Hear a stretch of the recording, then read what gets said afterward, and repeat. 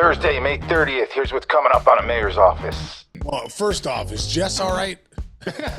No, she's not. Yesterday, she said she was going to jump off the Shea Bridge. The Shea Bridge is like the little bridge they have in the outfield. It's only 10. And I'm in love with the good life. Can't give it up. Make it to the top. Keep climbing. I wanna live it up. The good life. I'm coming up. I'm coming up. The good life. Good life. Oh, good life. Good life. Good life. Yeah. Boom, coming in hot, Chichi. What's going on, man? You're looking good today, bro. Got Thanks. the glasses, the nice hat. You're matching the hat and the shirt. You're rocking. This is your favorite hat that I wear. Love that hat. Nice, thanks. I'll get you one. You get me a lot of stuff. You give me a lot of swag. I'll get you a hat. Dude, don't you have, isn't the bobblehead, is it that hat or is it a little darker hat? It's this hat. It's this hat. Yeah. Because I love that hat. Yeah. Hey, we got a lot of good things. First of all, today's show will be brought to you by the good, the bad, and the ugly. We're going to talk Brewers. We're going to talk Paul Skenes. We can talk about loose heel.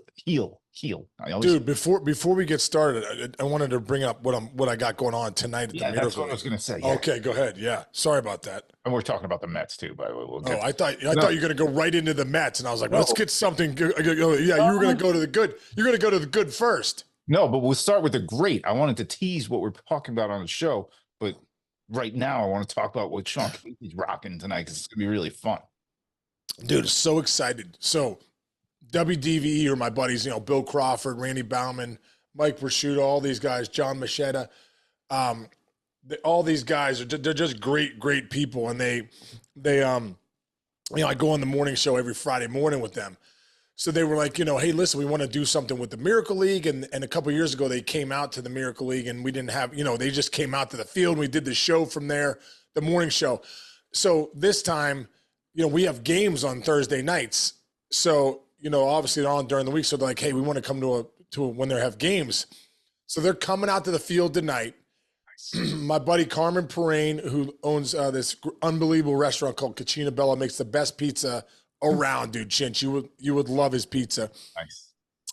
He's got a new Italian oven, dude. He the mobile calls it 900 degrees, and he brings this. So he's gonna cook pizzas tonight. WDV is gonna do the morning show. We got games going on at the Miracle League. It's just gonna be an incredible night. So I'm just really fired up. For that, and it's love those guys at DV for what they do for our Miracle League. And like I said, Bill Crawford at our big event does comedy. Randy, Bauman's always supported us. So it's just going to be a cool night, man. We're really fired up. That's great. This is a Miracle League of South Hills, you call it? Yeah, Miracle League of the South Hills, Casey's Clubhouse. We're probably going to we're transitioning at some point to that, probably the Casey's Clubhouse, back to that Casey's Clubhouse name. But yeah, Miracle League of the South Hills. And if you want to support us, if you're in the Pittsburgh area, you can come by and check us out, Miracle League of the South Hills. If you want to support us, Miracle League Southhills.org. If you went there, you could donate, you could check us out and see what's going on. But like I said, if you're in the Pittsburgh area, you can come actually volunteer, which has been incredible. So we serve over 450 kids, Chinch. That's amazing. It's 450. We say athletes now because really we have kids. This is our 12th. This is our 12th year. We've had kids started when they were 7. They're now 20. 8. So now we have a couple people that are 50, 60 years old. So 450 athletes. It's an incredible place. So fired up for that today, bro. Love it. Great stuff. I'm going to put the link in our copy today. So that'd be great. Thank you, bro. Thank you. Yeah. Of course. All right, let's keep the positive momentum going. It's positive momentum. Nobody had more of a positive night last night than Blake Perkins of the Brewers, and the Brew Crew are coming. They beat arguably the best pitcher in the National League so far on the Cubs, and Blake Perkins robbed the home run, hit a bomb. The Brewers are for real, Sean Casey. Dude, they are for real, and they took it to the Cubs. It does make you think. It does make you think about Craig Counsell in Chicago. It just makes you think like, at the end of the day, you got to have great players too. Right. You know what I mean? Absolutely. The Cubs do have a really good team. I think they've underperformed. You know, I think we've talked about that. But the Brewers have a really good team, man. They really do. They're 32-23. Pat Murphy has those guys playing well. They're pitching. The bullpen's been good. They've been swinging the bats. I mean, Contreras, you know, really is a star. Yes. I mean, the guy's a star. He's hitting 323 with a 903 OPS. This guy's one of the best hitters in the game. You know, all the new metrics love him too. Hard hit rate, barrel rate, all that stuff. I mean, and another guy that you know we're not talking enough about, dude, and we talked to him a little bit on the podcast, is the guy that was in the Corbin Burns trade, Joey Ortiz. Yes. This guy is he's hitting 280. He's got 5 bombs, 18 ribbies with an 874 OPS. He's the leadoff guy there, right? Right. So you go Ortiz, Contreras, who's having an MVP type year, to Yelich, who's having an MVP type year. Obviously, he was banged up a little bit there, but he's hitting 306 with a 936. I think he hit his 6th bomb last night in the first to kind of get the party started. Adames usually his average in the last couple of years hasn't been great. His power's been there. He's hitting almost 260, 255. Gary Sanchez is swinging the bat pretty well. Like even Jake Bowers has been okay, but Blake Perkins, who we talked about, Chirrillo, obviously, who's the young rookie, he's going through some growing pains, and Bryce Terang. That's their 1 through 9, dude. Like that's a formidable lineup to have to navigate, and teams aren't navigating well. So shout out to the Brewers, you know, for what they're doing and for bringing us guests on the mayor's office. yeah, all the time. Another thing too, add to the fact, last year they had the pitching, they had the defense. They did not score runs last year. Right. This year, they're 4th, I think, in Major League. Let's see here. It's like the opposite this year. Tied for 4th in the major leagues in runs scored, dude. And Gary Sanchez, you mentioned, his highest batting average since 2019. Wow. Obviously, they signed Hoskins to that 2-year deal. He's leading the team with 9 home runs. They're doing it, man. And I'll tell you, man, it's got to be pretty cool to catch a home run, rob a home run, and hit a home run in the same game. Yeah, dude. That's catch of the year so far, up there. Yeah, how about that play? Yeah, Blake Perkins over his like kind of like on the run, made it look kind of easy. Then you look at the replay, like that was not an easy play. Yes. Just runs over, boom, goes over, catches it, throws it in. Everyone's like, "What?" Yeah, pounding his chest. That was good baseball. You know, too, Chichi. You know what, too, bro? With that rivalry, you don't realize, you know, there's a real rivalry there with Milwaukee and Chicago, even before Council went to the Cubs.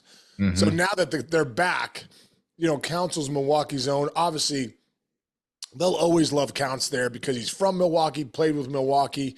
Did great with the Brewers that got them to the postseason, really changed that organization for the better for these last 10 years. Yeah. But there's no love lost for the Cubs, dude, because a lot of Cubs fans come to those games. A ton of Cubs fans coming to Milwaukee.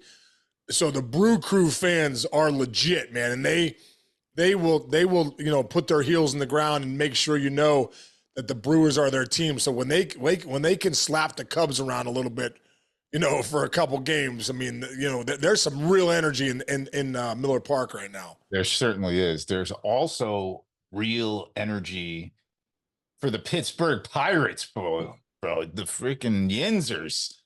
Paul Skenes, 4th start. This dude is already one of the best pitchers in baseball. Yeah, what took him so long, bro, to get him up there? It's crazy. Just give me your thoughts. We talk about him once a week, and he deserves it. Well, you know what? He does deserve it. You know, you look at his line yesterday. What was I'm going to get it right? 6 innings, 3 hits. You know, 9 punchies. Gave up 1 bomb. That's the thing with Skenes, man. You don't see a lot of guys getting hits.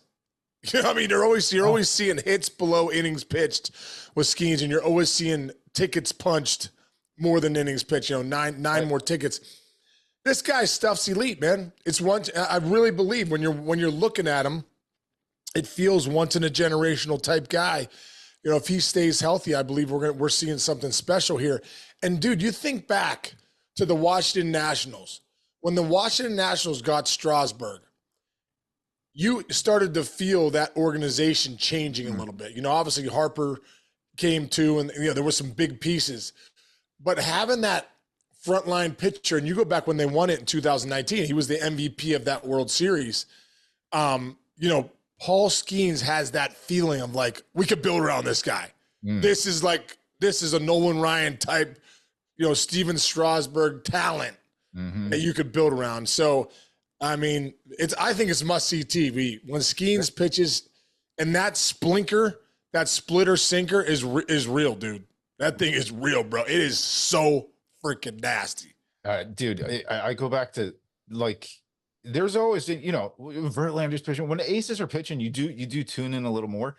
I think Skenes has reached a level that has only been of like must see this guy pitch no matter what. Only Pedro, the last guy to do like that was Pedro Martinez. Like whether you love the Red Sox or hated the Red Sox, it's like when Michael Jordan used to come to Madison Square Garden. You want to see him score 45 and the Knicks win. Right. I think everybody across the country is going to be like, oh, the Pirates are. When was the last time you would get the Pirates are coming? Right. That's a good thing. That's a great thing. That, like you said, that's a franchise changing thing. And I got to give you the craziest stat of all these. And it's not about Skenes. It's about Andrew McCutchen.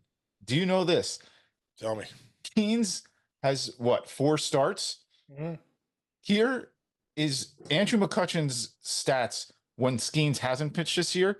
He's 31 for 51, 4 homers, 11 ribbies with a slash line of 205, 294, 311, and 605. In the 4 Skenes starts, he's homered in every Skenes game. He's 6 for 14 with 4 homers, 6 ribbies. His slash line in Skenes' starts, 429, 529, 1.286, and 1.815. Yeah. You think Kutch player in baseball when Skenes starts? He's Barry Bonds again. Dude, Kutch has been around long enough to know, okay, that's different. I just need to go deep. We're winning this game. Yes. I just need to get some hits. We're winning this game. That's how it feels. Like you get a couple runs for Skenes, lights out.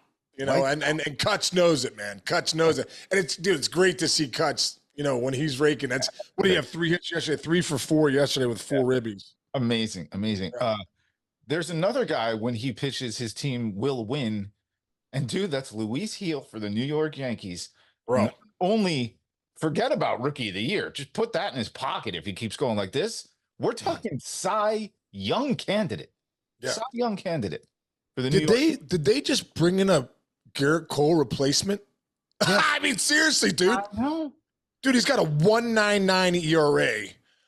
He go 8 innings again, 2 runs, 63 innings pitched, 79 punch outs, dude. This guy has literally elite stuff. Like when you watch him pitch too, I tell you what, we've talked about how Garrett Cole has kind of mentored him. Mm-hmm.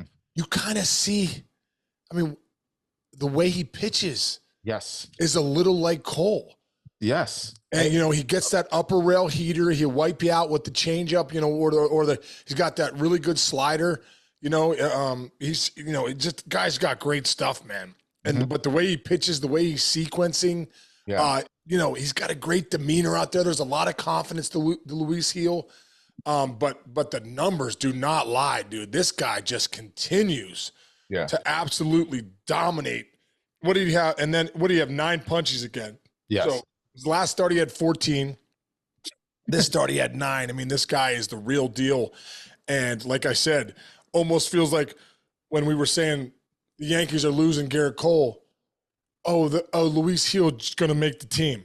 Yeah. So it's like, he's Cole. Right. He's giving you Cole production, dude. It's unbelievable. And here's the next part about it, dude. You talk about team chemistry. The team of the New York Yankees has the greatest mix of youth, experience, and leadership that they've had since like the core 4 days. Like, right. Gil calls Joel Sherman had a great article last week where Gil calls Cole his professor. Right. He just follows him around like a puppy dog. Like the same way, like Anthony Volpe will follow around. Who's on it? Did you follow Aaron Judge? you're gonna learn stuff. There you follow go. Garrett Cole, you're gonna learn stuff. There you go. And if you have the mindset as a young person, not to say I'm great, my arm's great, I'm gonna be Newt Lelouch, Yeah. Newt Lelouch. If you're paying attention to the people who are successful in any business you have, you're gonna learn from them, and you're gonna be successful too. So they are cruising in that regard. I love that phrase. Success leaves clues, brother. Success leaves clues. If somebody's doing it at an elite level, why don't you start doing what they're doing? Don't reinvent the wheel. Ask them, ask questions, ask the right questions. Model yourself after them. Yeah. And you'll be somewhere around there. Yes, exactly. And good chemistry, what does that do for you? Now let's go over here. What does bad chemistry do for you, Sean? Because wait, hang on. I want to stay with the Yankees really quick. Go ahead. I want to say to Anthony Volpe, welcome to the 21 game hitting streak club. Let's go, baby. That's all I got to 20. If he gets to 22, he's in his own club. But I'm like nervous to text Volpe because I text him, hey, way to swing it. I'm like, I don't even. I told Andrew last night, my son, we all went to dinner last night. I was coming back. I was like, hey, I was going to text Volpe joke around about, hey, anyone can get to 20, and but not everyone gets to 21. He's like, don't jinx him, Dad. I'm like, all right, good. I didn't send the text. I literally wrote it out, didn't send it. So, I'm watching Volpe get to 21 games, dude. That is not easy. That is just not easy to do. So it's impressive. So I got to give a shout out to Volpe for the 21 games right there. 100%. He just, the greatest thing last night right after the game, he did first of all, Booney got ejected too. Did you see that? Booney got ejected right at the beginning with that interference. I don't even want to explain that. Yeah. So stupid. Anyway, but Volpe's ripping a ball too. But post-game interview, he was with Meredith Marakovich, who's awesome, and she told him that he has basically the youngest player since Joe DiMaggio. So he's him and DiMaggio. Like, if he gets another hit tonight, he's going to be the youngest player with a hit streak this long in Yankee history. When she told it to him, he's such a sweet kid. He giggled. He almost couldn't get a response out of his mouth because he's like, you just told me that for the first time. He was like in shock that he's in the same class as Joe DiMaggio. But dude, he's so he's so humble and he loves the game of baseball so much. He's probably feels uneasy. Yeah, he was uncomfortable with her. Oh, no, I can't believe Joe DiMaggio. Don't even mention this. Joe DiMaggio and me. What are you, nuts? Yeah, and like you said, what does he do immediately? You know what his response was? I'm just so happy to be on this team. These guys are great. And talk about right. Yeah. Right. Now, again, let me flip it. Bad chemistry. You're not feeling that kind of stuff at Citi Field. Oh, dude. Right, I'll tell you. I mean, well, first off, is Jess all right? No, she's not. Yesterday she said she was going to jump off the Shea Bridge. The Shea Bridge is like the little bridge I have in the outfield. It's only 10. But he said to me, she goes, it was right after Ohtani's homer. She goes, I think I'm going to go jump off the Shea Bridge. And all right, I'm like, you might sprain your ankle, but it's going to work out. But hey, man, I think they've hit rock bottom. I think this is rock bottom, and I think that might not even be a bad thing. But at the very end of the day, Lopez called out his manager after that game, after the embarrassment of throwing the glove over the fence. Yeah. And I'll tell you, I think it's a positive. They DFA'd him immediately. Get the cancers out of your clubhouse and figure it out from there. And I don't think it could get any worse for this Mets team. I think they've reached rock bottom. That's my thought. Wow. I'm reading the article where he was basically called out everybody he could call out. He says I'm on the worst team in baseball. And I'll give Steve Gelb's credit of the did he call out Mendy? Mendy, they asked Mendy about it, and he goes, that's inexcusable. You can't do that. We can't have people acting that way, basically. And Lopez, when he was told about that by Steve Gelbs, is when he made that point. I'm on the worst effing team in the Major League Baseball. Yeah. Real quick, I'm going to give Steve Gelbs credit because he went back after to make sure that he had the quote right, because English is not Lopez's first language. So he went back. He goes, I want to make sure this is exactly what you said, right? And you didn't say, because there was a little controversy of if he said, I'm playing like the worst teammate. Well, he actually said, I'm playing on the worst team. is what he said it and he meant it. So Right. double down, you're out. Go away. You can't be on my team anymore. I agree. Yeah.